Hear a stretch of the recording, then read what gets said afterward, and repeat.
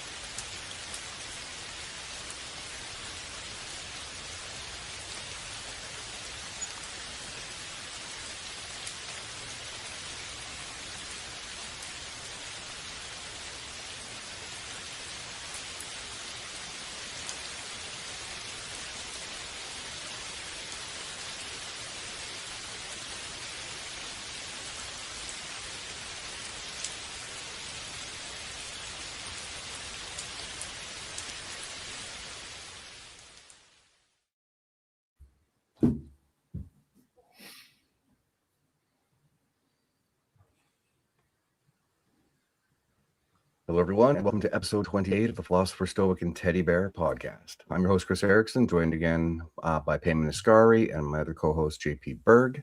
Today, we have a special episode. We're joined by Randy Hillier and Jordan Kealy.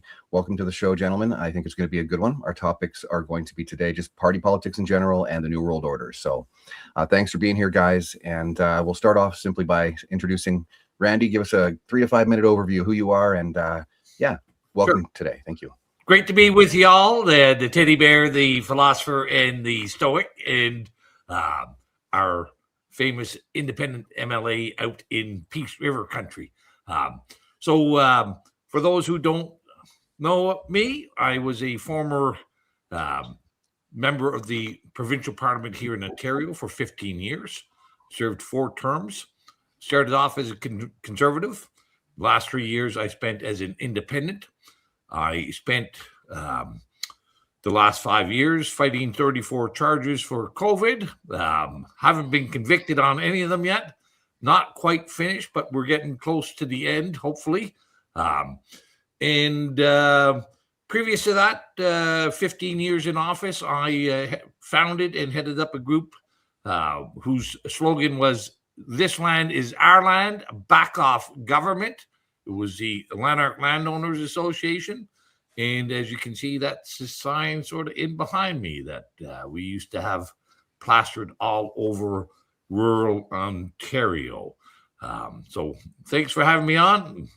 It'll be great to talk about party politics. It isn't always a party. And the New World Order. Yeah, thank you for sharing your time with us and for all your hard work. Mr. Kealy, welcome to the Philosopher, Stoic, and Teddy Bear episode. Thank you for sharing your time with us as well. Tell us a little about yourself, please. Well, thank you very much for having me on. My name's Jordan Kealy. I'm a farmer mechanic and a independent MLA for Peace River North. 5 years ago, I never thought I'd be in politics. I got involved in politics because the government pissed me off enough to make me get involved. It's pretty much one of those scenarios where during COVID that my father got sick, and when he was in the hospital, he was in so much pain that he decided to choose MAID. And when I went to go and see him, of course, me being on the farm, just trying to block out the world, I wasn't vaccinated. They wouldn't let me in. So when the rest of my family was up there bidding them farewell, I was down in the parking lot. And it's when it strips away a piece of your humanity, and it left me angry for a long time. And I realized it was the government that did that to me, the mandates that did that. And there needed to be better ways of doing things. And I tried a lot of different ways. That there was protests, speaking up, organizing, until finally somebody mentioned that you should get into government. And I put my name forward as regional director, and I got in, and I was a regional director for 2 years, and I went through certain things where I actually figured out that I could make a difference. And then I ran for the Conservative Party of BC. They actually asked me twice if I'd like to run, and I said, no, I hate party politics. I represent my constituents, and John Rustad was the leader at that time. And he said, well, you can still represent your constituents. And I said, well, I'm not going to be whipped. Like, I represent my constituents first and foremost. So I went for 8 months campaigning for the Conservative Party, and they helped build the party with them, and they had a good policy platform. And then pretty much the Liberal Party went bankrupt, and John allowed a merger between the Liberal Party and the Conservative Party, and it turned into this big tent. None of the Conservatives were asked about that. I wasn't, definitely. And by the time we got elected, that half of our caucus was Liberal, half of it was Conservative. And about 4 months in, the first thing that there was a hiccup over, John kicked out an MLA that was on the Conservative side. And I confronted him about leadership and how it was going to work, this big tent party that we've seen the Liberal Party gobble up Conservative MLAs and spit them out as Liberals. And they they'll always cater to the liberal platform that pretty much always makes promises and delivers to the blue ridings in the Lower Mainland. And I pretty much got crickets back, so I knew that it would probably be me next getting kicked out of the party, because I'm a strong conservative. I'm sticking to exactly what I promised my membership and my constituents. And at that point there, I became an independent along with another one and along with another MLA. And yeah, since then I haven't looked back. I've stuck to my guns on representing my constituents, having integrity, morals, and strong conservative values. And with the Conservative Party, they're down 5 MLAs now. That leadership, or John Rustad's no longer the leader. That they turned on him as well. So it's always a roller coaster ride in British Columbia when it comes to politics. And we're going to be back in session in February here on the 12th. And it should definitely be an interesting one. I've got some interesting plans coming up, so it should be fun. It should keep a session interesting. Perfect. Thanks for that, Jordan. I like the smile at the end, just that. and as well, sorry for your loss, what you went through COVID. Nobody should have to experience. So thank you for that. So what we'll do now is we're going to pivot, and so that we don't, we're going to start off with just party politics in general, which you kind of touched on. But we're going to start with JP. We'll go to Payman, then back to Randy, and then back to you, Jordan. So thank you guys for sharing. Let's get into it. JP, your thoughts on party politics? I just want to thank you two gentlemen for coming on with us, first of all. But yeah, I think it's just the nature of politics right now in Canada. These parties are so systemically corrupted, generally at the leadership level, that anyone with integrity, anyone who endeavors to actually represent their constituency, they end up as an independent. There's no room to push back against it. It's just not allowed. And when I say normalized, it's we're just so apathetic. The electorate in Canada is very uninformed, very propagandized in many ways. But beyond that, it's just it's very passive for all of this. It's been normalized. We're used to seeing this kind of facade of this perfect, uncontroversial politician, like a Pierre Poilievre up there with a bunch of feckless rhetoric, and we never see anything. And it's just, for me, watching it, just as a member of the electorate, I'm not a politician, I find it's almost indicative of a performance. I just feel like they're just reading lines. It's just scripted rhetoric. I see no changes. I see the community around me continue to denigrate. It's just getting worse and worse. And I think it's time for a change. I'm loving seeing more independents be given a chance, because that's the way to break out of this. It's to push in that direction. Well said, JP. Your thoughts, Payman? Yeah. Mr. Kealy, I'm very saddened to hear about your story. I didn't know that about your father. And the word I use to describe the last 5, now going on 6 years, is betrayal. I feel utterly betrayed, and how this ties with the political parties. If you look at the Conservative Party, their messaging during COVID was, we need vaccines faster. That's not an opposition party in my mind. And the BC Conservative Party, you can disagree with me, but when I saw the way that they purged what I call the more populist candidates, like Stephen Malthouse, that was my red line. I bit my tongue and I didn't say anything until after the election. But after the way that they threw that gentleman under the bus, I felt that was a betrayal of something that could have flourished into a good opposition movement. I'll leave it there, Chris. I agree. What was our line with the Conservative Party?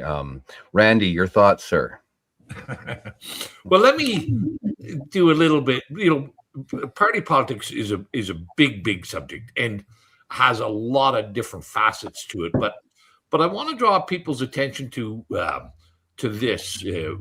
In Davos, Mark Carney laid out a theme that the world order is fictitious and it's a fraud. And I think everybody on this show will probably not disagree with him. But without getting deep into what he said, one of his themes was that for smaller countries to integrate with larger entities, they become subordinate to those larger entities. And this is whether it's through peace treaties, through UN agreements like the Paris Accord, or free trade agreements. The smaller entity becomes a puppet of the bigger entity. And that is exactly the same in party politics.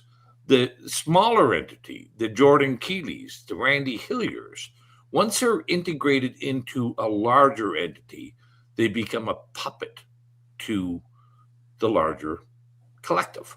And that is, it's not just unique to politics. I'll draw your attention to people in the police force like Helen Groos in Ottawa. She could no longer be a police officer the way she understood it once she became a member of the larger entity. And people have to realize that this is, in days gone by, elected members had not abdicated their role and the power to the party leader that they have today. And they had greater freedom to represent their constituents, had greater latitude to raise and speak their minds and vote their conscience. But we have unwittingly provided all of the leader with enough tools to be able to coerce and manipulate members to become nothing more than puppets. And for me, although I spent 12 years in the party, I was often in what we call the political penalty box, because I was opposing not only the Liberal government, but I was opposing the corruption within my own party. And that's a big no-no. You're allowed to criticize the other guys, but you don't dare criticize your own, even when they're acting as with the same level of skullduggery and underhandedness as the Liberals are. You just be quiet about that and shush up. So this is a very profound fault in our political system. And another element of this is that makes it even more acute is most Canadians vote along party brand loyalty, and they don't look at the individual that they're voting for. So when you look at the actual numbers, there's only about 5%, sometimes 10% of Canadian voters who are actually swing voters. It's a very small number. Most people vote along party brands. So that further disenfranchises and disempowers and makes the local candidate a puppet, in my view. So, but I think the important thing for people to realize is this: if you're going to integrate into a larger community, into a larger, more powerful entity, then you are going to become a puppet. Your thoughts, Jordan? Thanks for that, Randy. Yeah, going into the BC Conservative Party, looking back at what was happening, you really did see a shift of when that Big Tent happened and the clearing of candidates and the shift of Liberal MLAs over into the Conservative Party. When I actually sat back once we were elected and you counted the MLAs, I counted about 24 Liberal MLAs to 20 Conservative. So you could see that they pretty much stacked it. So then within caucus, there was that sway that clearly went one direction, and the party pulled that direction. But looking further back, I actually think that it was done on purpose, by design. That the BC United Party was going bankrupt for quite a while. When you look at the Liberal Party, they were losing support. Right? I truly believed that when it came to the leadership race between Kevin Falcon and Ellis Ross, when Ellis lost. John Rustad, I think, cut a deal with Kevin Falcon, and they pretty much said, well, whoever comes out ahead within a certain amount of time, we'll cut a deal, or one will win and the other won't. And I think that that scenario where John just got kicked out for one tweet, I think that's a load of crap. John pretty much went with party lines the whole time he was in the Liberal Party. So I clearly think that in BC, there was a void for the Conservative Party to fit perfectly, for him to come over to pick up a new base, new funding. It was excellent strategy for them to do. And he fooled me and BC's political spectrum. I thought a Conservative Party would actually be able to help rule BC, whereas the Liberal Party never really delivered anything for my region. And now we're seeing that it really is just that I don't know what the obsession is, that Liberals just want to be conservatives, or want to wear the jacket anyways and control it. But that I think it actually goes back to their true nature, that when I deal with the NDP and the legislature, they're actually fairly genuine about who they are. They don't pretend to be anything different when it comes to, they can identify as whatever they want, and they do. With the Conservatives, I'm very straightforward, but with a Liberal, they'll flip-flop to whatever best serves them. And right now, what best serves them is the Conservative Party, because that's where the branding is, the fundraising is, the possible membership is. And I think when we see the ones that are running for leadership, 6 out of 8 of them are Liberals. So I think party-wise that BC is pretty much broken. I saw a lot of signs that they were in the legislature previously, the BC Conservative and the NDP, they were functioning pretty much as a uniparty when it came to information that was being handled in the House. Very clearly that when you see the Conservative Party of BC ask a question, that the NDP already had the answer, and they were pretty much reading it off of a script. That happened multiple occasions. I think people are actually really starting to notice, but they're just so desperate to get the NDP out that to find an alternative that's viable is the main thing to try and get them to recognize. And there's certain areas where independence could be viable, and other areas it would be more difficult. In my riding previously, we have had an independent MLA here, and then there was one previously in Delta. I think branding makes a big difference, having the right type of community that is willing to support an independent. Especially, like I won with 75.6% of the vote. So even if I knock 20 percentage votes off of, or 20 percentage points off of that, I still stand a pretty good chance of winning. I am going to run again, but yeah, I'll keep on pushing.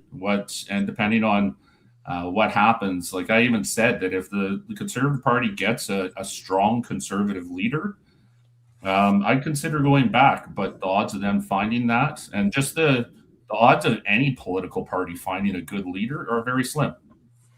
So I think right now what I'm going to do, and I made the decision that when I became an independent, is that if the party isn't going to have a good leader, then I'm going to be a good leader for my constituents.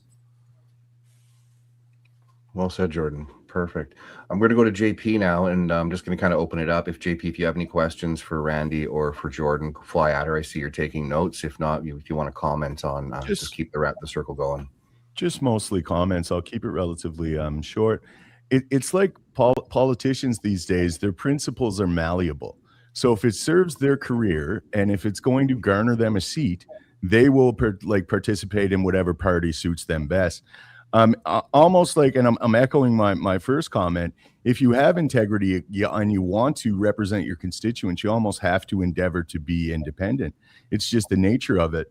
But the thing is with Canadians is they treat, it's like you said, Randy, how they treat it like they vote the brand. Like, man, this isn't hockey teams. Like, you can't be loyal to your party leader. You don't worship them. It's like when someone goes to scrutinize your leader, as a Canadian, the instinct is to just jab back. You don't, ensure that there's a substantive refutation for the criticism. You merely jab back at their leader. So now we have the leaders of the two main parties that are virtually immune from receiving real scrutiny. And I frequently say that the true scrutiny comes from the party itself. If the members of the party don't feel comfortable scrutinizing the leadership of the party, then it's non-functioning whatsoever. And I think that's just the nature of it right now. And again, so many people are just apathetic to all of this, and they just stick to their brand. You're still hearing in this day and age, don't split the vote, bro. Like, that's the famous line in Canadian politics. So it's like the logic there, if we never split the vote and we keep voting for the lesser of two evils, we shouldn't be surprised that there's not very, very good change happening. Like, it seems pretty clear at this point. I agree. It's like one of those things, you can't criticize the leaders. So are you in a political party or are you in a cult? So, Payman, your thoughts? It's picking up on something Mr. Kealy said and JP said as well. I think Mr. Kealy said the people are desperate to get the NDP out. So it's this, lesser of two evils, and they're exploiting that. And what they make it seem like it's what is the phrase they use? Politics is a team sport. Like, get on board, shut up, sit down, surrender your vote. And a lot of people fall for that. And it's I saw that happen in April. One thing I want to mention too is that when I became an independent, I was talking about doing a party with Tara and Dallas, and I didn't want to rush into it. I was still new to being an MLA. They really wanted to push doing the party right away. I focused on being MLA, and then my other focus was on my constituency and letting them know why I became an independent. Because I thought it was crucial to let them know why that changed. So that summer, I actually did 20 events to explain to them what was going on. Because at that time, it wasn't apparent that John was really failing as a leader and what was happening within the party. So at that point, I had the chance to actually explain to people about the leader, the bureaucracies, the whips, his executive team that can affect things, the stakeholders, all of these different positions and people affect your voice of how it gets to the legislature. Whereas right now, when people talk to me in my office, I can take that straight to the legislature, and it's unfiltered. And it really is the best form of representation. And it's about showing people what you can actually do for them. And through that process and actually people seeing directly that now there's 5 independents in the BC legislature that have all left from the Conservative Party or being kicked out. People are starting to see this.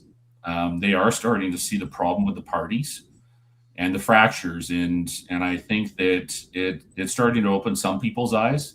And I think it's just a matter of showing them the different ways that you can make a difference. And right now, if you have 5 independents and there's a snap election, and say there's 3 of them that manage to actually win in a re-election, those independents, you're not splitting the vote. You can still do a coalition with the party to actually beat the NDP.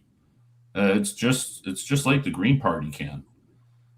You can help get the NDP out of power. So it's not like you'd just be sitting in opposition all over again. You don't have to be in a party. So I think all those good points. I want to start off first off with one of your earlier points, Jordan, about the operation of the party and what happened to the BC party in this big tent. But, that is clearly what is, people need to look at who does the party serve, and that is, and when you look at who does the party serve, whether it's the Liberals, whether it's the Conservatives, whether it's the UCP or whatever, they serve the same interests. They serve the wealthy and the powerful within our country. Okay, that's who funds the political system. That's who pays for it in large part. Yeah, and so if you're people like George Weston at Loblaws, he funds both sides of the camp. So does Paul Demery. So does Jimmy Pattison.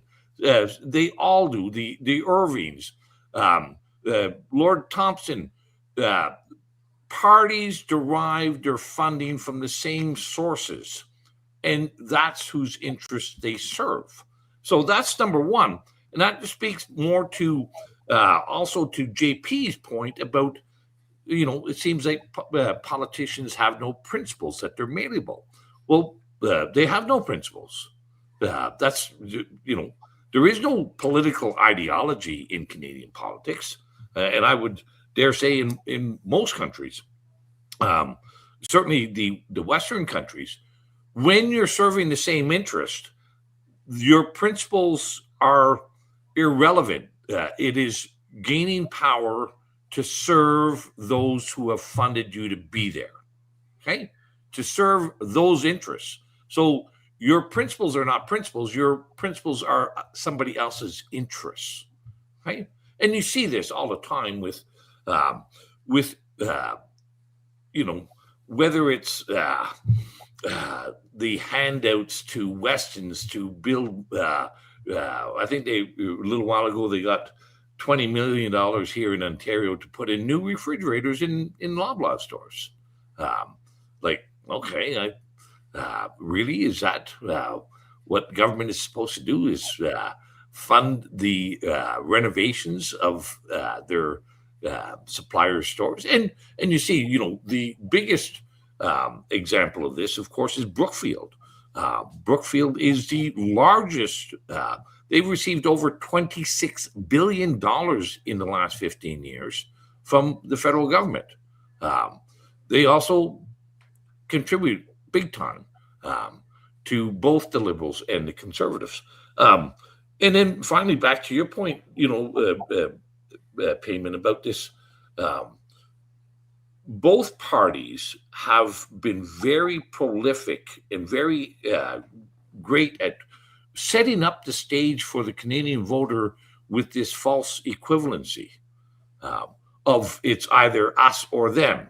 There are no other options for the Canadian voter. That is said, as JP mentioned about this BS bullshit phrase of splitting the vote.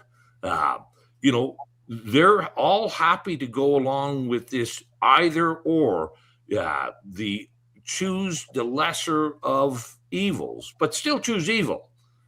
That's the end result here.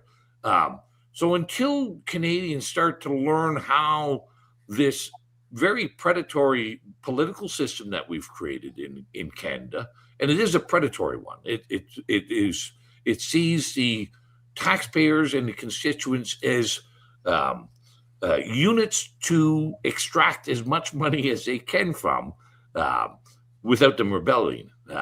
And we saw what happened when they went too far during COVID. The people rebelled in Ottawa and elsewhere, and the illusion of a pandemic was crushed by a bunch of Canadian truckers and others in Ottawa and elsewhere.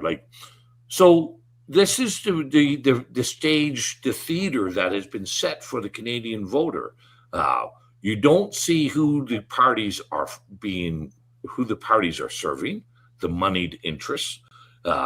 You think that there's conservatives who are different than Liberals, but there's no principles there. They can walk across the floor, and they often do.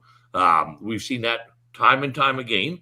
But this falsehood is presented as you got to choose one or the other, and you're always going to choose evil at the end of the day until you learn the theater that's been put in front of you and say, no, we need to start voting for independent people like Jordan. We need to support independent people and give them at least a hand up and a leg up to fight against the establishment that the Liberals and the Conservatives would rather see each other win than somebody like Jordan Kealy win.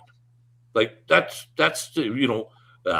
having an establishment party win is far more important, even if they lose, than having an independent member in the House. They throw wrenches. They're uncontrollable. They're mavericks. They don't play the game like the other guys do. And they're not integrated into that. They're not the puppets that the other parties are. So all good points, but all of those things are all bundled together. The false equivalency, the malleable principles, and who actually does the party serve? And it's not you and I. No. Definitely not. I think that. Go ahead, Jordan. There was one other position that I didn't mention, and it's the script writer. Yeah. Every party has a script writer, somebody behind the scenes that's putting together all the bills, when to do them, how to do them, who's speaking to what, and most of the time it's all pre-planned. Timing is exact. The one part that they're starting to screw up on, though, and it's actually in BC not quite so much on a federal level, people are starting to see it and piece things together. When you see COVID, what happened, and then you see the feds talking about digital ID, and then you see the feds talk about taking guns away, and then you see the feds go to China and New World Order. You just have 5 things like that all right out in front of you. That's where the alarm bells start to go off, and you don't need to be a conspiracy theorist, especially when you have somebody say New World Order very clearly. Let me share one quick little story from my time in the legislature. Sure. It's a number of years ago, and there was a very, very large company in Canada, Ellis Dawn. And I was a labor critic for the Conservative Party at the time. And unbeknownst to me, but I found out that my party was going to be introducing a labor bill to break the union contract between Ellis Dawn and the International Brotherhood of Electrical Workers. And now I'm no big fan of, even though I was a member of the IBEW many years ago, I'm no big fan of unions. But I'm also, I believe that contracts should be dealt with in the courts and not in our parliament.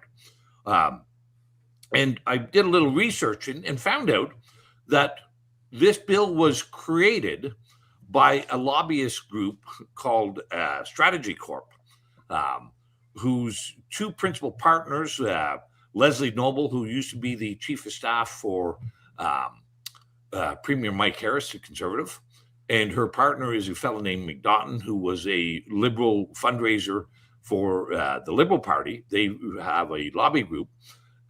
They orchestrated the creation of this bill to break the contract. I know that the Conservative Party got $100,000 one night from that group. I don't know how much the Liberals got that night. And my party knew my position that I would find this reprehensible. And so they went to another of my colleagues and asked them to introduce this bill. And he came and told me, he said, Randy, what the hell's going on here? Why aren't you bringing this bill forward? Anyway, I marshaled up support and had the bill defeated. But it was one of those, both parties, the Liberals and the Conservatives, were both acting in the same interest. The intermediary was a lobbyist group, but both parties were working towards the interest of, in this case, Ellis Dawn, who was contributing substantial amounts of money for them to introduce legislation. Now, on the face of it, a member, an elected member is not allowed to advance legislation for money. That's illegal, and so it should be. But it only applies to the member. In this case, that's why they get a patsy member. He's not getting the money. He's just being the patsy and the cutout, the proxy, to advance the legislation for the parties who are making the money. And a lot of members will never see this. Many of the elected members, they'll just come, the scriptwriter will come to them one day and say, we'd like to advance this bill. This would be good for the party interests. It'll be good for the people of Ontario, blah, blah, blah, blah. Introduce this bill. The patsy will not even read it, won't understand the ramifications of the bill. But he just wants to go along and get along and just wants to be a nice guy. And he gets up in the House and he introduces a bill that is completely reprehensible to the function of the legislature. That's just one of the many stories that I can share with people of how the members are co-opted, how the parties are advancing the wealthy, the interests of the wealthy, and there's no principles on either side of the aisle. So much swamp, Randy. You just described it. Do you want to comment on that, Jordan? Just before that, I'm going to encourage people to share the stream if you can. If Payman, you want to curate, get a few questions ready after Jordan comments, we'll go to JP to answer the first question. Go ahead, Jordan. Yeah, what I was going to add was that, like, when it came to the script writing of when you see clear signs of how things are happening and what they're being released on the federal side, we're really starting to see a lot of different items that where the pieces are adding up, like, ooh, we are being set up to be controlled in a major way. You see that the pretty much the censorship of our internet, that's Bill C9. When you look at even a long time ago in BC, when we had DRIPA introduced, I knew even when I was a regional director, I'm like, this is going to cause problems. I can guarantee you this is going to come up in the future. Now we're seeing a lot of land title issues. We're seeing it tied directly into our court system, into law. This is in BC, the scriptwriter, you don't really see it come out in a major way where it's transparent. But on the federal side, you're seeing a lot of different things coming out where the control measures are right there. And with digital ID, when that comes around, social credit scores right after that, China already has that. And look at where our leader is, China. New World Order that he's talking about, major trade deals. We already have China in our country in a major way, just when it comes to globalization. You look at a lot of the companies that are here. You look at some of the police forces that we have here. You look at just the training that we do for some of them that are here. These are all different things that this next year or two, we are going to see some major things happen and change. And right now, I'm fighting every step of the way when it comes to in the BC legislature as to what I can try and do.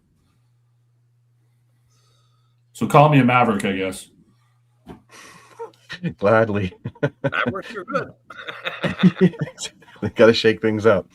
Okay, so now what we'll do is we're going to go to some questions. I love the fact that I have no idea whose dog is barking because I think we're all dog lovers here. So all good, all good.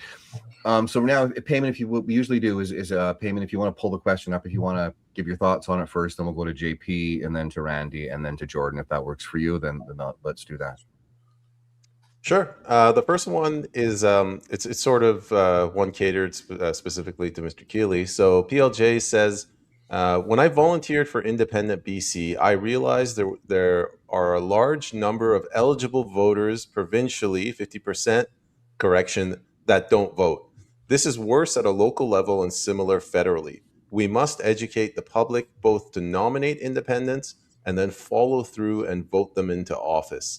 I'm a big supporter of independence as well, or at the very least, a loose coalition of free candidates in a political party. I'll just leave it there. So my perspective on this is that when you've got independents, is that they know their region best. They know the constituents there the best. You have to tailor and sell yourself the best to those constituents. You know what parties are going to be involved in your region when it comes to that election, and who you really need to talk to and what areas of the riding. My riding is completely different than down in Surrey. My riding is completely different than the Okanagan. So you have to run different campaigns depending on where you are. It's not just one blanket campaign across the whole province when you're an independent. Now, if it's a party that is just based off of a conglomerate of independents, that's a different scenario. Or if it's just a group of people that are loosely affiliated, it's about finding what will work for you in your area, but you have to know your opponents of what you're up against.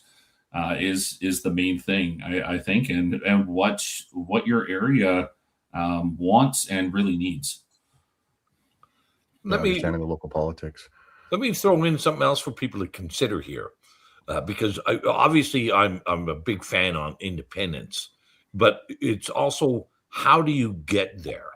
What is the mechanism that might possibly lead us to greater independence in our legislatures? And I want to contrast the Canadian system where the political parties have absolute and full control on the nomination process. Whereas in the United States, they have what's called open primaries. So, yeah, and that's why you also don't see the party allegiance to the same degree in the American Congress. You have people like Thomas Massey and Rand Paul and various others. In the States, the parties don't run the nomination process. It's the actual state jurisdiction. So that's one of the things that we could possibly contemplate here and push here, that we remove the control of the nomination party, the nomination process, away from the political establishment. I think that would be another mechanism, another way to improve the independence in our legislatures and in the federal government. And because I know I was offered a lot of money not to run for the Conservative Party in Ontario. They really didn't want me to run. And had it been, and for most people, they would have taken the money, or it wasn't. They offered me a very nice, cushy job, inside job with no heavy lifting and no expectation. So there's many ways that the parties co-opt the primary system here, and ensure, in large part, that most of the people that get the nomination are going to be nothing more than puppets as well. So independence, but also open primaries would be, I think, great initiatives in our country. So, Randy, your thoughts, JP? Yeah, I agree. I agree with what you said earlier too, Randy, where the political party establishment, they're beholden to their donors. Now, we all know that inherently. Obviously, that's how it works, but that's profound. The fact that that's accepted, and we're all just like, what that means is the voter is disenfranchised. And this whole party system operates on that premise.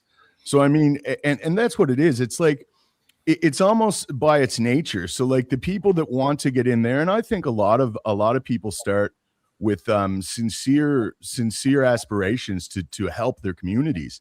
But once they get in there, they realize the game and the dynamics, and they know they have to play along. And a lot of people are weak. They don't have that strength and integrity to say, no, I've got principles. I'm not doing this. And then if they do, they're pushed out. So, I mean, when you have a system like that where the voter is disenfranchised, it's not even similar to a democracy anymore. We're like debt-ridden wage slaves. It's a fraud. I mean, it's a performative charade to provide the electorate with the illusion of participatory governance. So let's look at, and it's with all parties. Look at Look at what happened with Jody Wilson-Raybould, BC member out, Liberal member, cabinet minister in the Trudeau government. SNC Lavalin had been found guilty of illegal donations to the Liberal Party in the hundreds of thousands of dollars. They were also charged with engaged in bribery overseas, which is again another a criminal charge now. The party put the full court press on Jody Wilson-Raybould to not prosecute SNC Lavalin, who had been contributing hundreds and hundreds of thousands of dollars to them. And when Jody Wilson-Raybould said no, the prosecution goes ahead. Out goes Jody Wilson-Raybould from cabinet, out from caucus. They put in David Lametti, a new justice minister, and he defers the prosecution. Like how much more obvious can it be that the system is a fraud, it's fictitious, and it serves others' interests and not the people, not the voters? And let's go, I don't want to belabor the point with examples, but they're endless.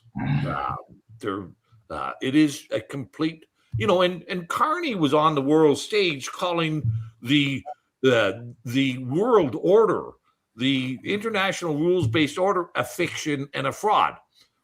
Well, why didn't he say it's also a fiction and a bloody fraud here at home? Because everything that he said in Davos applies to Canada as well.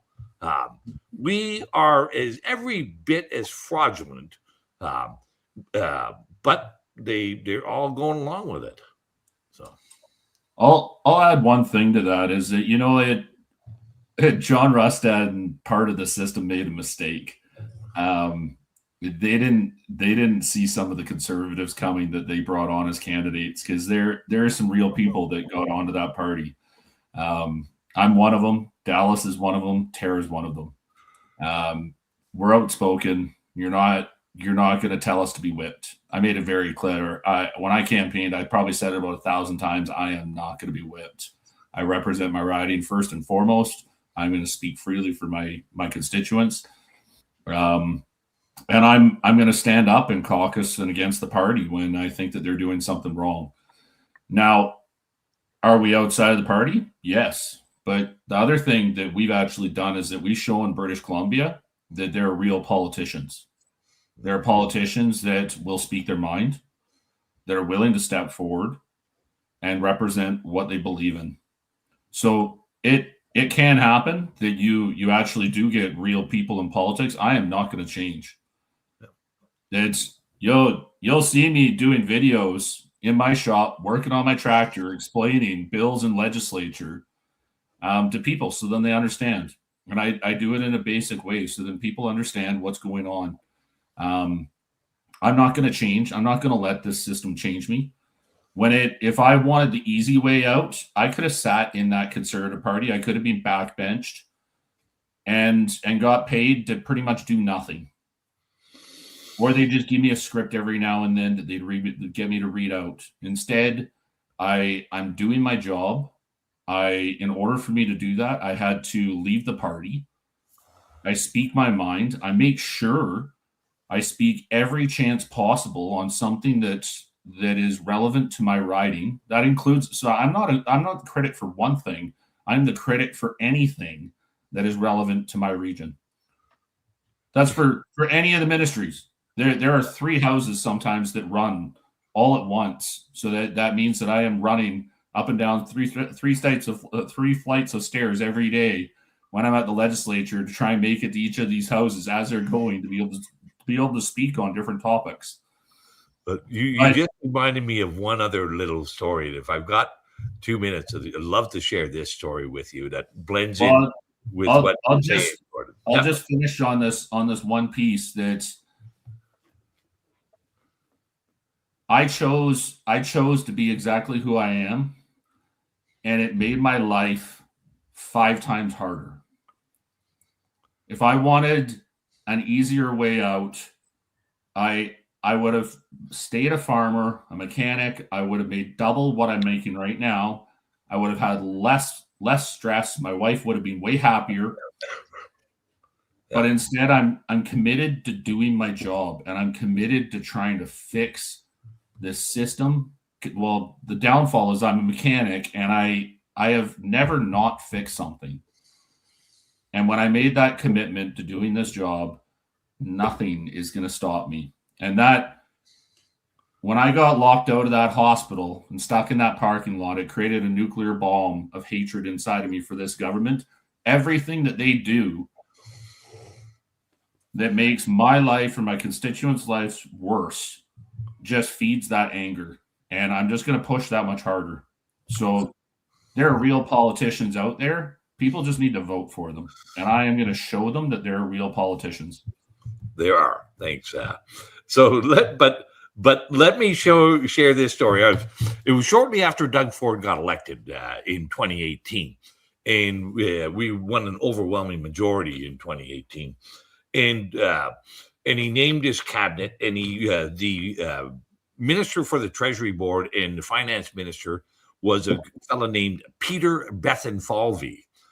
And he was an exceptionally well-known and well-respected investment manager from Bay Street, had controls of billions of dollars, and was well-regarded through all the financial circles in Ontario. He's named minister. So I was in the cafeteria one day, standing beside Peter, getting their fish and chips or whatever it was. And one of his friends comes running over and says, Peter, how are you doing?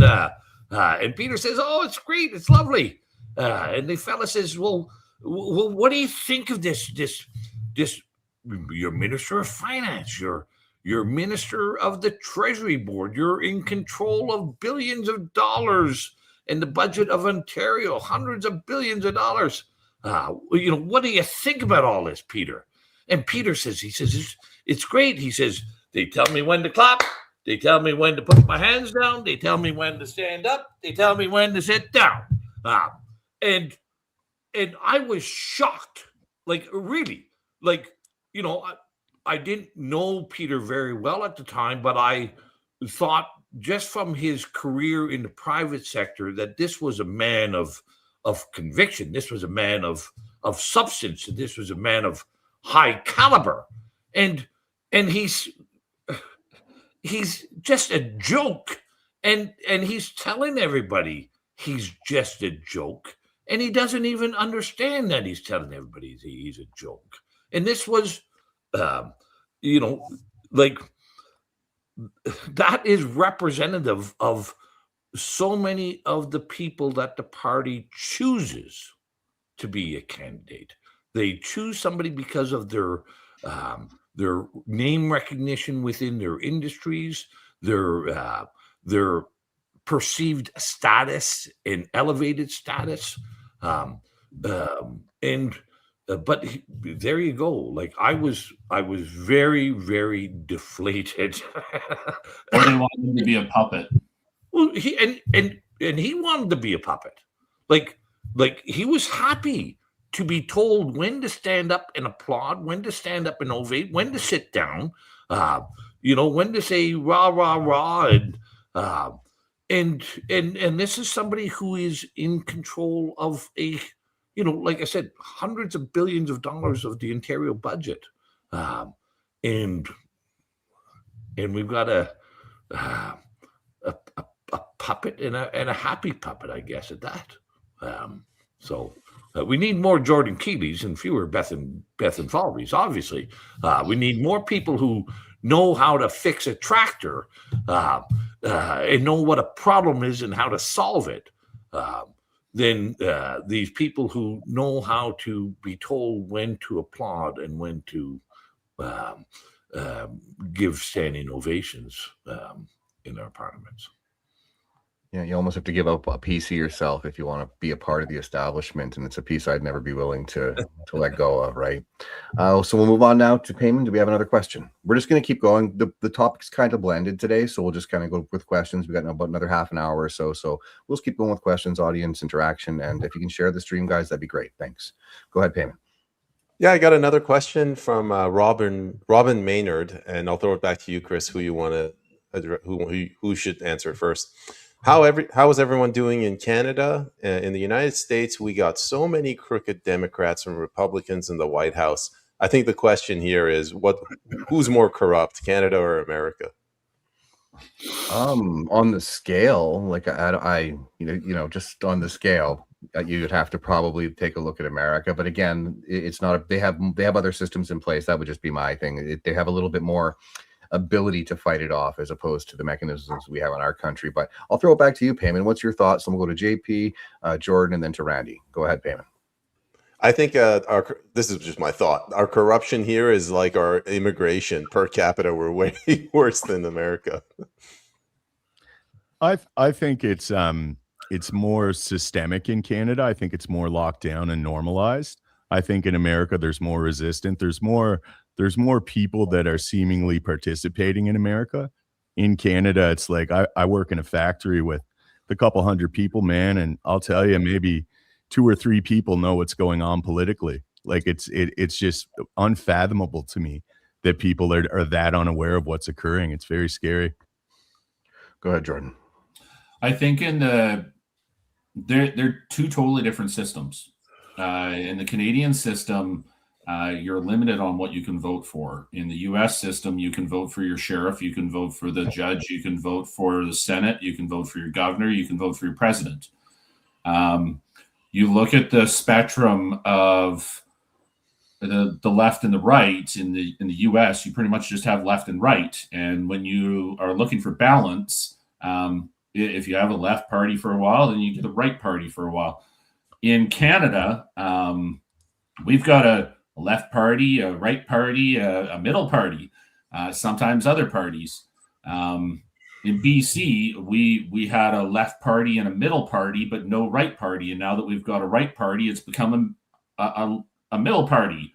It's got an identity crisis, which makes sense with a liberal and that they don't know how to identify. But the problem with Canada is that there's no true balance, because you have somebody in the center that will identify as anything to take power. And right now, I think that is the clear distinction between Canada and the US for providing balance and some stability to its citizens, is that at least in the US, you've got a left or a right. In Canada, you've got a left, a middle, and a right, and so far it can be manipulated in so many different ways. And right now, we've got, like right now, just look at our senators. They're appointed and they're pretty much in there for life, or until they retire. Judges, the same thing. It's that I think there should be a shelf life for a lot of different positions. And I think that in Canada, there's way too much power for certain elected officials and certain bureaucracies that needs to get taken away. But right now in Canada, the power is getting ripped away from the people. It's getting taken away from local governments. And then it's shifting away from the provincial government, going to the federal government. And then from the federal government, it's now getting given to international. And then we don't even have any power ourselves. It's other countries or corporations or certain really rich people that decide our futures. Well, I would say there's quite a spectrum of differences in the States, and quite a spectrum of corruption and scandal. And quality and less quality. So let me throw it in all that what you said there is true, Jordan. Like there's the consolidation of power in Ottawa, the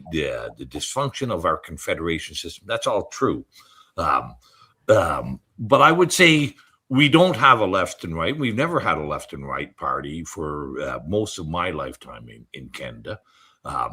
And let me give you this example. In the United States, you had a number of states who didn't go along with the COVID mandates. In Canada, all 10 provinces, the 2 territories, and the federal government were on the same page. There was no Ron DeSantis in Canadian politics. There was no Texas governor like Abbott. There was no variations like in Idaho or North Dakota. All of our jurisdictions were on the same page. So that's one thing. But you also see this great spectrum of scandal and problems in the States. Like, look at the cities. Not that Vancouver's a great Canadian city anymore, but the multitude of cities like Seattle, Portland, Philadelphia, just utter and total devastation, and the spectrum between states such as California and Washington and Oregon, with states like Florida and Texas. Like, you have this very, very broad spectrum of how the various jurisdictions are performing. Where in Canada, we are all pretty much on the same page on everything. There may be we're all in favor of gay pride parades. We're all in favor of drag queen story times at a government level, not at an individual level. Where in the States, you'll see these very, very profound distinctions. And I would, again, attribute that more to, you also have that, as you said, Jordan, there was greater empowerment at the lower levels, like the election of sheriffs, the election of DAs, various administrative offices are elected, where here they're all by appointment. But I also put it, they only need 2 parties because their open primary system allows them to have a variation of individuals. Like, in Canada, we could never have a Donald Trump as a leader. The parties just would not allow somebody as controversial as Donald Trump to even run for leader. Remember, a few years ago, Joseph Bourgault tried to run for the Conservative Party from Saskatchewan, and he was disqualified. Great individual, but our parties disqualify people like Donald Trump. Then you have people like, again, Thomas Massey, who is a Republican, but the Republicans are going crazy about Thomas Massey and Rand Paul. Those, or at least the party establishment is. So they have, although they only have 2 parties, they have a greater variety of voices, and they have a greater empowerment at empowering local, empowering of local officials. And I'll give you one other example of this. I think there's 5 states that who the states attorney generals have filed suit against Pfizer. How many Canadian attorney generals, provincial attorney generals, have filed suit against Pfizer? The big goose egg, 0. So that's some of the spectrum that we see in the United States, where not everybody, they can't make puppets out of everybody in the American states or in the American system. They can still make puppets, just not as many. Then you have this wide variation, but there's still, look at what's going on in Minnesota right now, and with ICE and people being killed, and 2 levels of government at each other's throats in Minnesota, and in total and absolute chaos in my mind. So they have because of the spectrum they have, their system is going to be more likely to see the Minnesotas, but they're also more likely to see the Floridas, where here we're all going to be milk toast and pablum throughout. Yeah, here we just let all the immigrants come in, no problem. The legal immigrants come in, no problem. And then we just let all the illicit drugs flow over the streets, no problem, too. Yeah. So it's very hegemonic. Thanks for that, guys. The other difference, too, in Canada is that we are just a corporation of the crown. Oh, very good point. Very good point. Go there. Winner. That's gotta be. We are a sovereign country. We're not a corporation. Do you Lieutenant Governor General? It's not. We have a constitution with sovereign jurisdictions. We're not. Our municipalities don't have sovereign jurisdiction. Our municipalities. How did all the gun laws get passed? How did what? When it came to the prohibition of guns, what office did those go through? Well, let's state one thing at a time here. Our municipal governments are not recognized in our constitution. Therefore, they have to create some sort of legal entity, and they created corporations for municipal governments because the municipal governments are not even recognized as a level of government in our constitution. Our provincial jurisdictions are sovereign. They are crown. They are not a corporation. They have the sovereign jurisdiction over things such as property, civil liberties, education, healthcare, and a whole bunch of other enumerated sovereign jurisdictions that no one can impugn upon or impute without their consent. The federal government has the same sovereign jurisdictions and authorities in things like foreign affairs, military defense, and trains and planes and whatnot.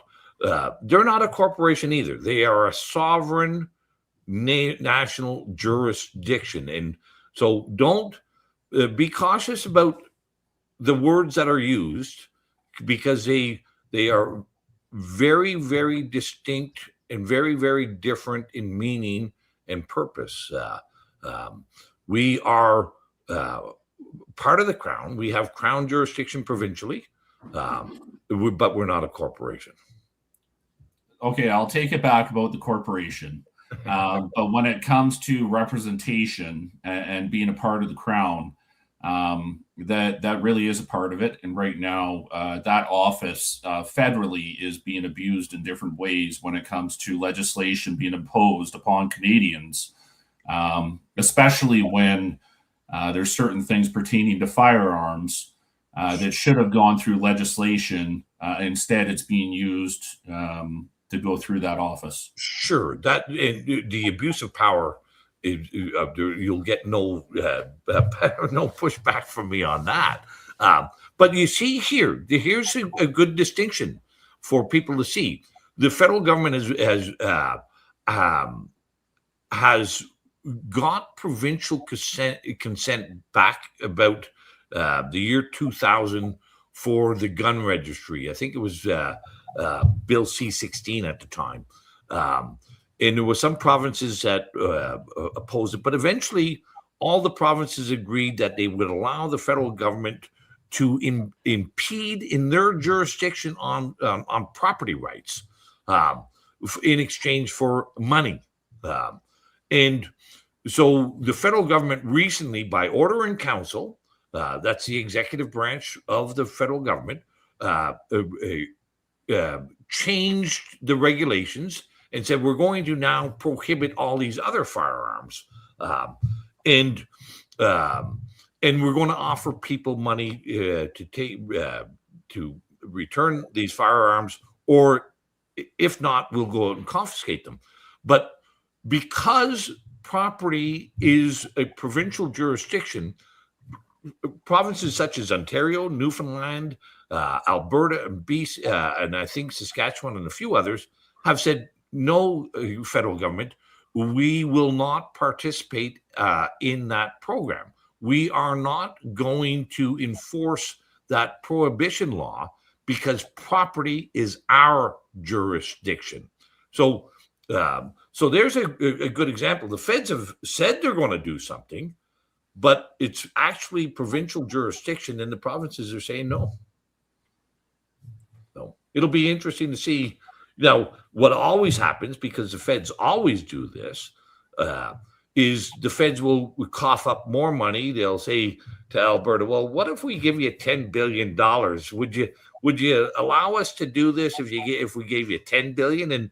And maybe we'll give another $10 billion to you, Ontario." And most of the time, the premiers are so spineless and gutless. They'll take the $10 billion, and that's what we did with healthcare, where the Chrétien government said we're going to outlaw private delivery of healthcare. We're going to pass the Canada Health Act, which is provincial jurisdiction. And the provinces said no, and Chrétien said, "Well, here's $10 billion." And the provinces said, like good little puppy dogs with a new bone, said, "Okay, well, we'll take that $10 billion bone and give you healthcare authority." So that's an abuse of power. There's no question.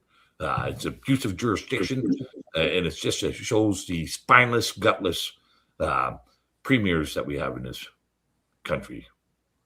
Thanks for that, guys.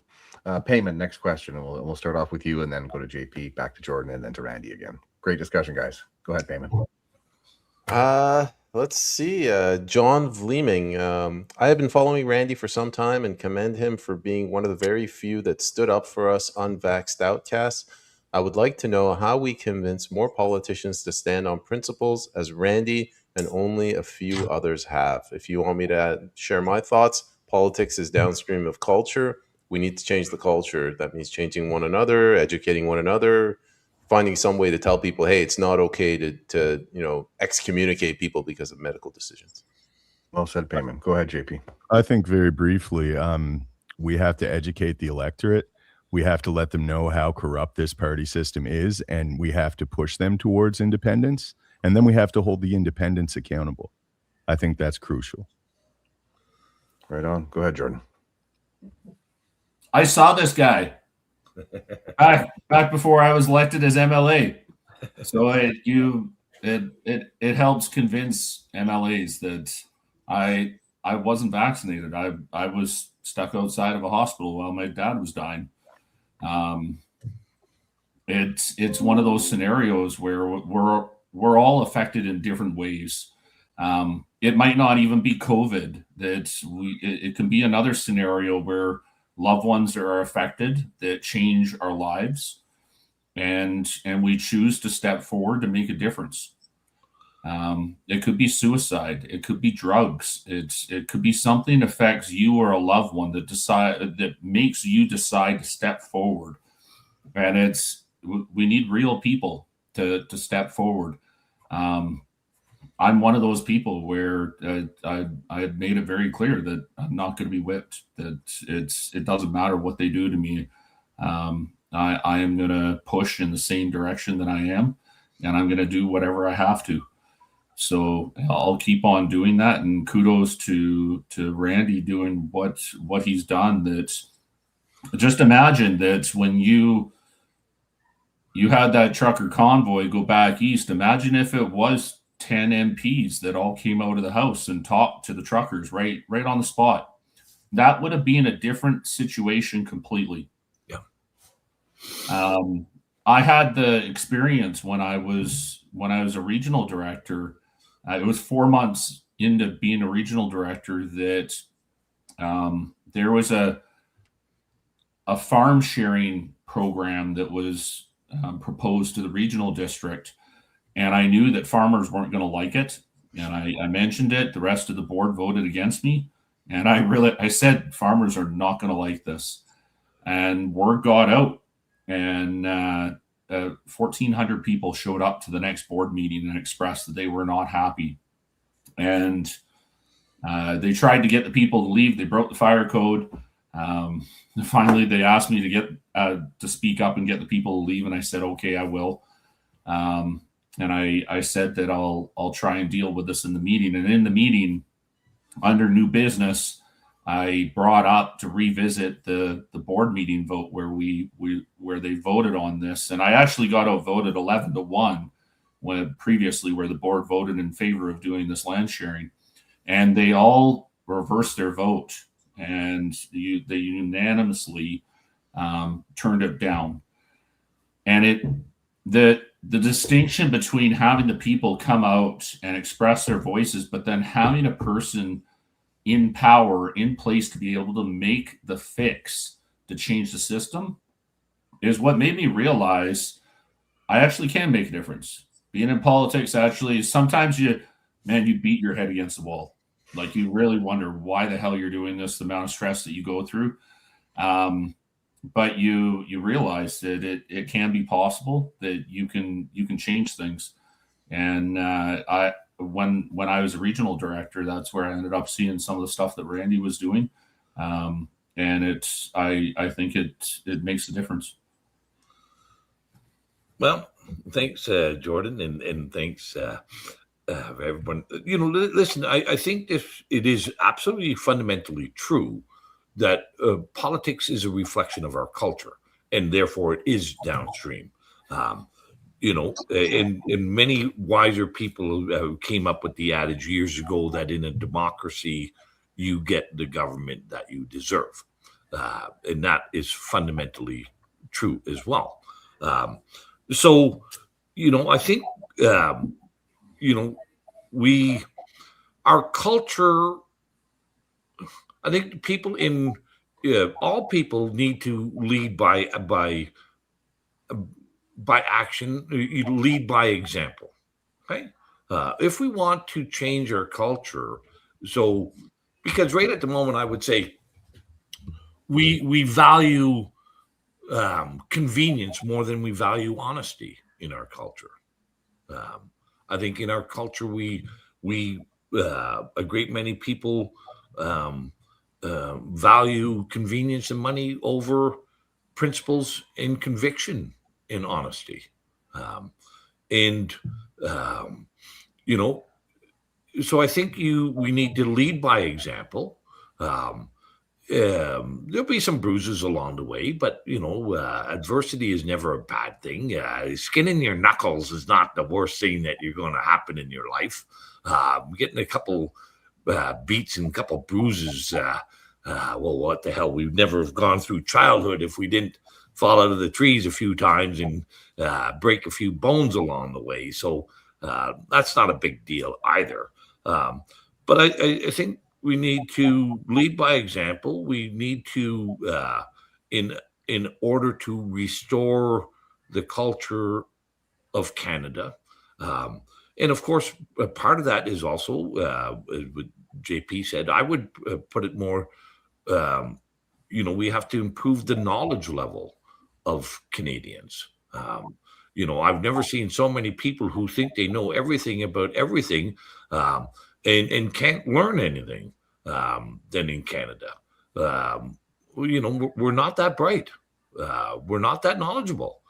We can always learn by talking with other people.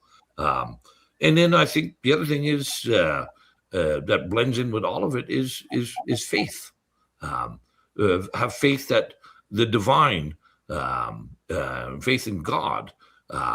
That's don't put your faith in any goddamn politician or any premier or any prime minister. That's misplaced. Put your faith in the proper place, and then I think you can lead by example, and then also value things like honesty and principles over convenience and currencies.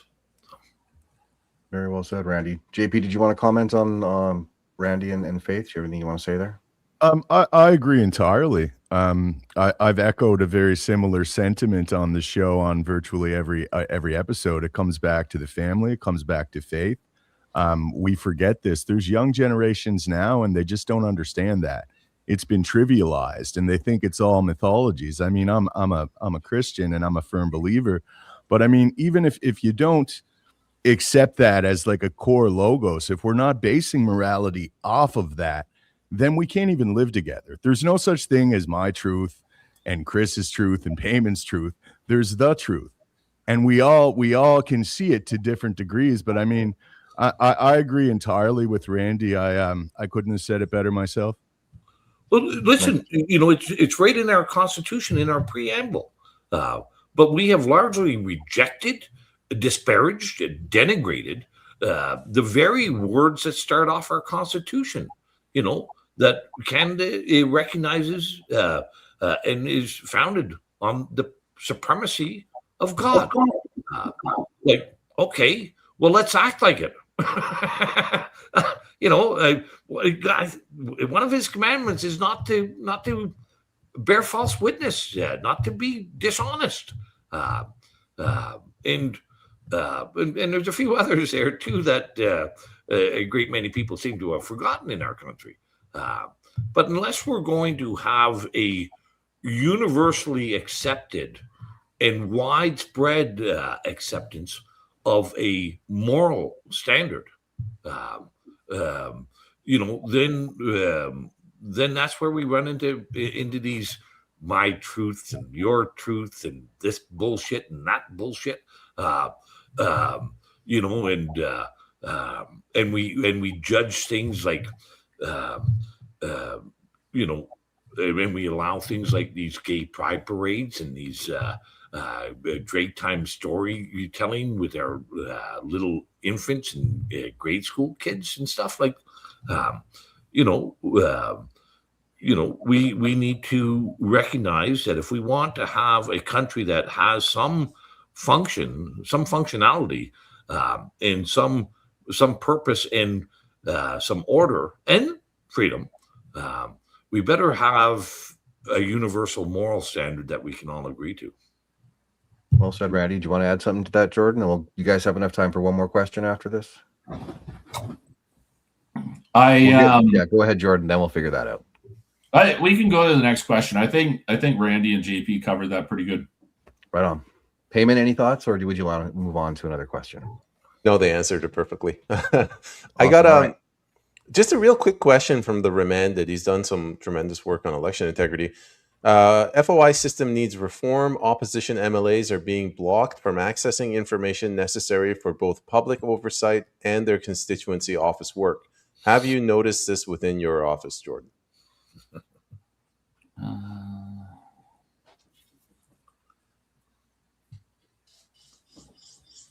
Unclear question.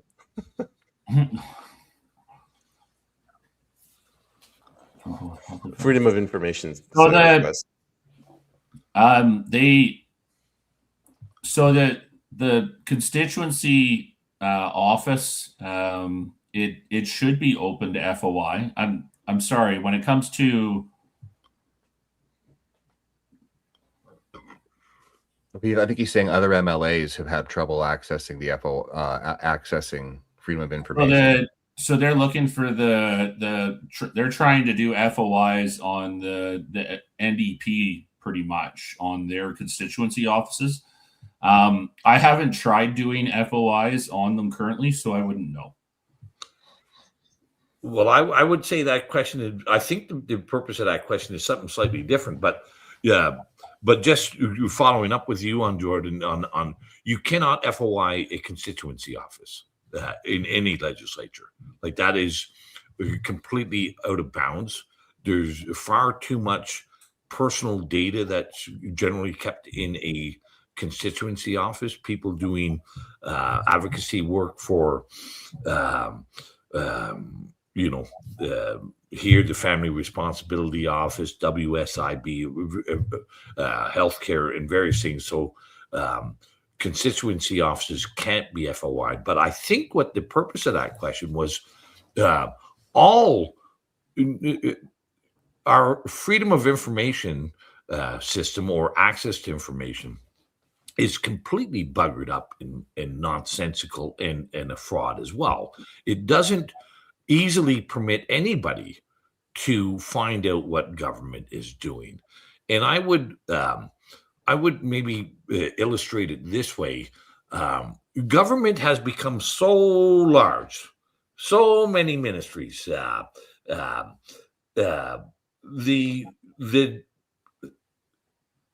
depth and breadth of government involvement in our lives is so large. Think of it as a forest, just a huge, endless forest. And somebody wants to find a single tree in that forest. That's what an FOI is for. To find, how do you begin to look for that single tree, that corrupt, scandalous, unjust tree that's in there, or that it's very, very difficult. And our freedom of information systems, or access to information systems, doesn't allow for people to find those needles in the haystack or the rotten tree in the forest. And it has to be written up very precisely. You have to say, I want the emails that have this specific word or this sequence of words. And if you get the sequence of words wrong, or if you don't incorporate all the words, then you don't get anything back. So it's, and you cannot, it's very difficult to use access to information unless somebody from the inside has given you a nugget and pointed you in the direction to where that dead tree is in the forest, or where that needle in the haystack is. And I would say it's just about purposeful that the way we've made our freedom of information to be an opaque and dark hole that doesn't function for many people at all. I can't begin to tell you how many I've done over the years, and then to amplify the problem. We saw this in Ontario recently with the Greenbelt scandal, and there was a whole bunch of FOIs on Greenbelt, but the government often uses code names for projects. So if you don't know what the code name is, you're only going to get the pablum Greenbelt emails, not the real dirt. And then, of course, we've also run into this in Ontario and elsewhere, where so many of our government or politicians, especially, are using third-party applications to do government business on, which is a no-no, but it has no consequence. If you get caught, there is no penalty. So if Ford's been fighting in the courts because people have been trying to get his personal cell phone, because he told everybody that he conducts government business on his personal phone. So, this is, it's such again, another fraudulent aspect of our system and how things are obscured. But thanks for the question. That it's a good question. But I would think BC is pretty much like every other province where you cannot FOI a consent office if that's what they were actually looking for. And just to add to that for the remanded, so we've got two different budgets that for people to know about. That there's a caucus budget at the legislature, and then you've got your constituency budget. Anything that's under the legislature, I believe, is protected to not be able to be FOI'd. The constituency side of it, I didn't really know about that side of it. If Randy is correct, that if that's protected. I've always just tried to be very fiscal when it comes to my budgets. So I haven't actually specifically tried going after any of the NDP government house side of things with an FOI on their constituency side. So I don't have an exact answer for you on that. Yeah. I'm just going to add something here. There's a little side quote here from Roman saying, I had a half hour conversation where constituency office staff mentioned their request for government documents are being denied. So I think we kind of misunderstood what he was saying as far as the constituency office cannot do their work because they're not able to get access to documents. On the other side, when I was so young, you mentioned you got to be real tight with the words. I went super like, give me everything. And if you do that, they'll send you 12, a U-Haul type truck will show up, drop off 15 big boxes. Nothing is in order. A whole bunch of stuff's redacted. So you got to be real careful with that. But I was a young, gunslinger thinking, okay, give it all to me. And I was like, give me your BlackBerry pin information, give me your emails, all this stuff. Right. So, but it is a useful tool, but it's, yeah, they dumped the forest on you. Exactly. Yeah. And you got to find that 1 or 2 pages there, but they're not again, like I took the time. I'm like, all right, I got a challenge, coffee, peanut butter sandwiches, and my cats. Let's do this. So thanks for the question, Roman. Hopefully that was helpful. Do you have time for one more question, guys? Sure. You're good. All right, go ahead, Payman. Okay, here's one from Stephen Rivet. I would have to say that somehow, some way, there needs to be a deep discussion as to how to halt a rogue government who has no revenue other than the damaged human taxpayer. It is crucial to the discussion that we recognize what we are burdened with and what needs to be done to take down the Gerald Butts regime. Interesting. JP, you want to start off with that one? Yeah, that's a huge question. And that's the $1 million question too. That's what we need to do. Everyone frequently accuses me of black pilling, and I don't believe I am. It's like I frequently say, people will say, well, where's your solution? And it's like, I'm trying to tell you guys the house is on fire. I mean, just because I don't tell you which window to jump out of or how to approach it, I mean, it doesn't take from the validity of my diagnosis. I would say, honestly, number one is again to educate the electorate. Shows like this is another thing too. I just want to very briefly touch on. There's a lot of people in this space that are partisan voices. They're owned by different parties, and they present themselves as being independent, as if they have integrity, and they're scrutinizing politicians. They are not, and a lot of people get sucked into that. But I think shows like this, where you do have true independent voices, and we're not afraid to analyze things, I think this is one of the. It's a step in the right direction, because we have to make some things clear to the electorate. Like, here's my biggest concern. It's like, how do we fix it? Most people don't know there's a problem. They sincerely don't. They're that cognitively dissonant from it, and they're just it's a denial mechanism. But they're not looking at it. They don't want to look at it. And I think step one is we have to make them look at it. Well said, JP. Payman, your thoughts, and then we'll go to Jordan. Yeah, just real quick. Like I mentioned, politics is downstream from culture. We have to change the culture. Choose your spouse carefully. Choose your friends carefully. Don't waste your time. Life is short. Don't waste your time on people who think that it's okay for people to be tax slaves.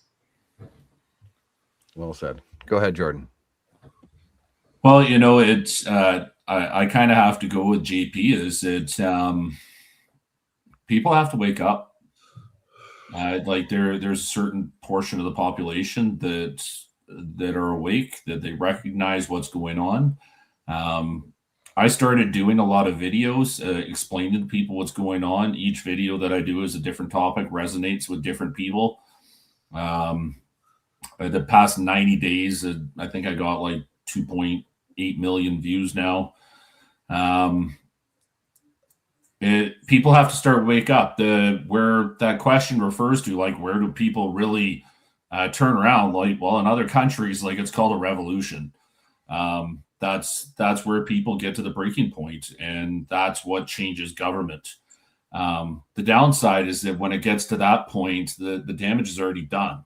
Like, is it where New World Order kicks in, where they take your guns away? Do you let them take the guns away?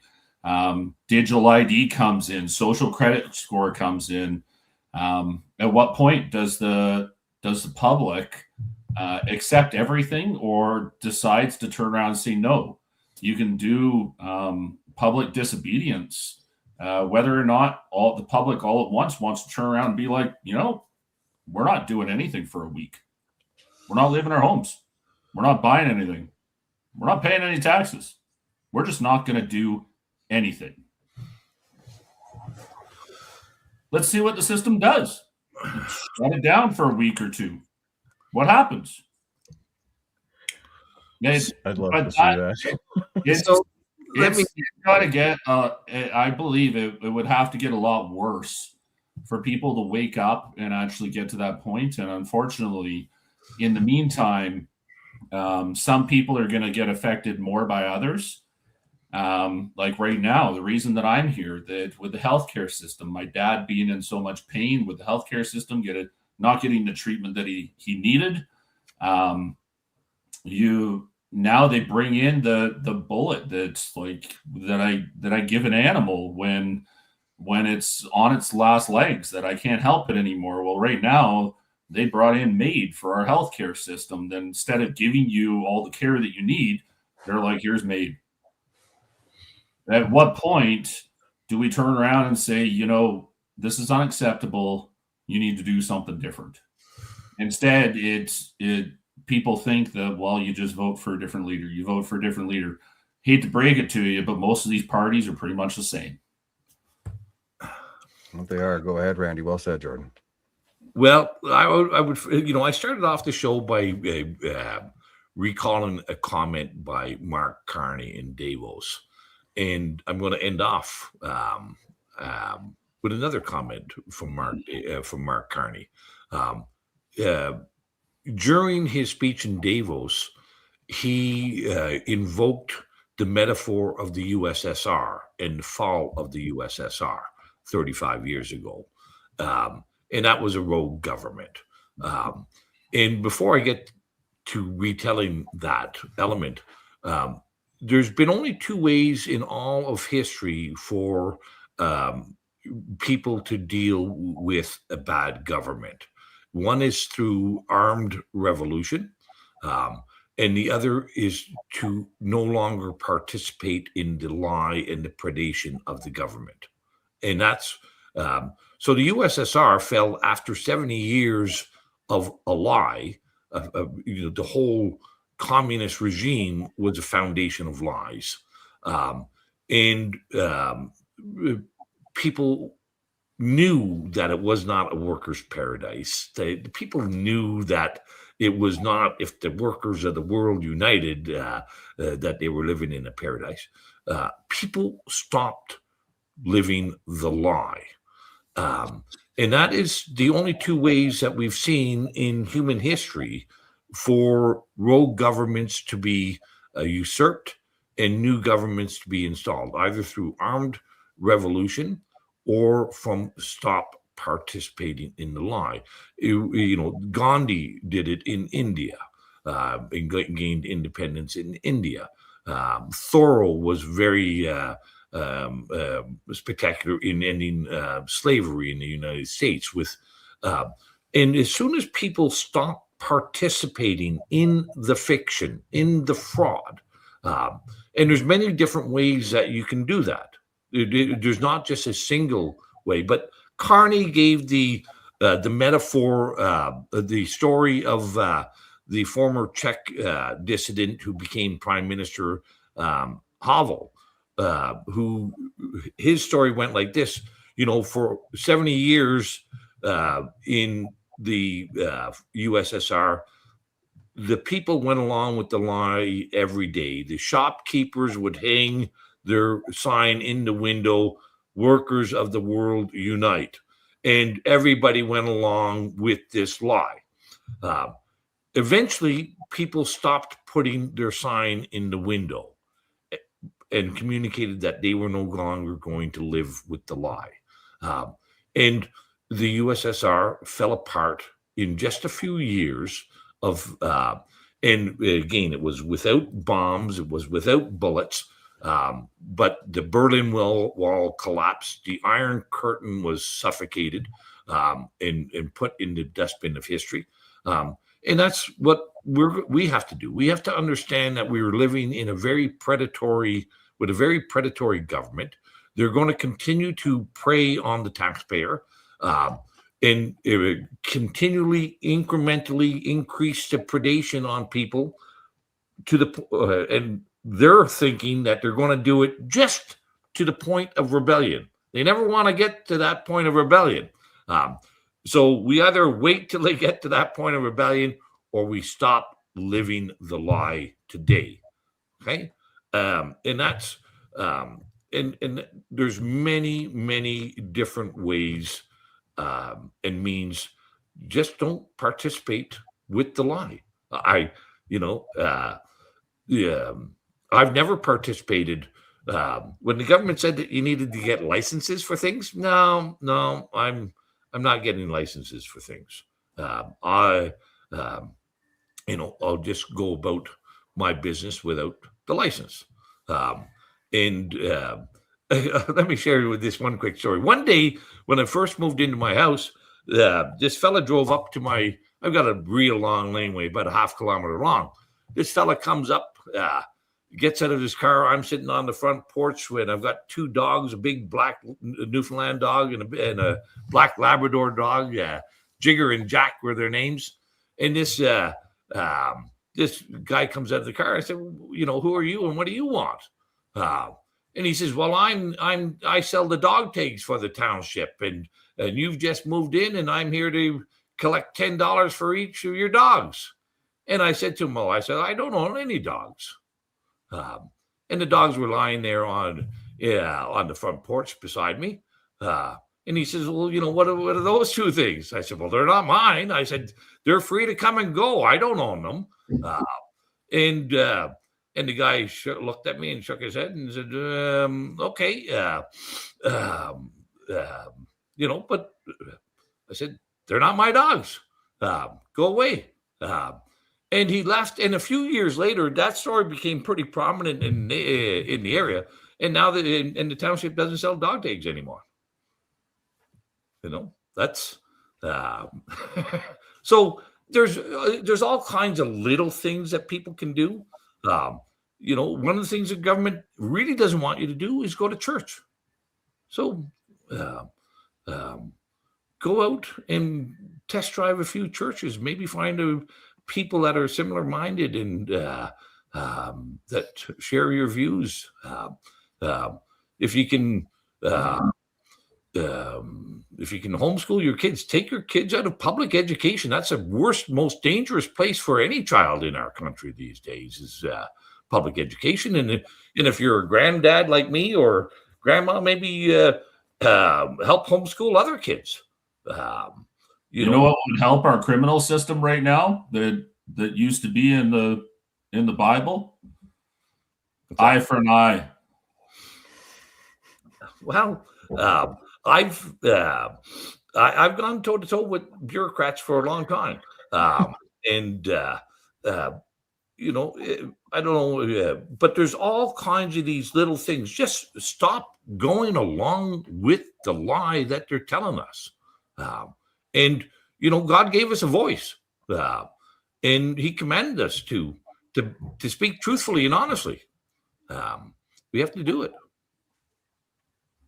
Thanks for that, Randy. That was great. And thank you for being here today. We'll go to Jordan for some final thoughts, and then JP, Payman, and then I'll close out the show. Went a little long today, so I thank you guys for the extra time. So go ahead, Jordan. Some final thoughts from you.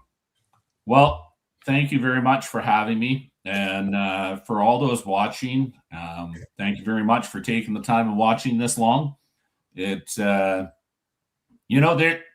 hope. I want to encourage people. There's hope when it comes to what can happen in the future. There's good people. Politicians like myself, they might have broke the mold with me, but there's other people that you might know that would work out good for politics, that could change the system. It might not even be politics. It might be something else where you could make a difference and actually step forward and help. This system tries to isolate us in a little bubble and feed us dopamine to keep us happy and control us. You have to push out of that bubble, and it's about stepping outside of your comfort zone. And since I became a politician, I have had to push myself outside of my comfort zone every day, multiple times, sometimes every day. And I do it because I want to make a difference, because I have people pushing me to make a difference. And the biggest thing driving me is that I follow my gut instinct about what I think is right. And for some of you, like Randy says, that it's your faith. We have to do what's right. That a lot of people look at Canada, and a lot of Canada's has lost its identity, and we have to bring that back. And only the people can do that. Don't rely on politicians to do that. Don't rely on bureaucrats to do that. Don't rely on companies to do that. We have to take the system back. So whatever you can do, or the people around you, help them do it. Any little bit helps. Perfect. And thanks for being here, Jordan. Well said. JP, some final thoughts from you, my friend. I just wanted to take a moment to thank both of you gentlemen for coming on and discussing these topics with us. It was an excellent conversation, and there's a lot of wisdom. And I want to thank all the people for watching and sharing and interacting. It was a really great show today. Absolutely. Well said. Go ahead, Payman. Same thing. I want to thank both of our guests for coming on and sharing their views and helping educate Canada. It's, where you two helped make a difference. And thank you to the audience as well. Absolutely, yes. Thank you, gentlemen. It was a great show today. And to the audience, I want to remind you guys, look out for yourself, your mental health. Reach out to those you care about, the ones you love, and ride at dawn. Touch some grass, maybe hug a tree, touch some sand, stay in tune with nature, and follow your faith. So thank you guys for being here tonight, and we will see you guys on Tuesday. Great to be with you.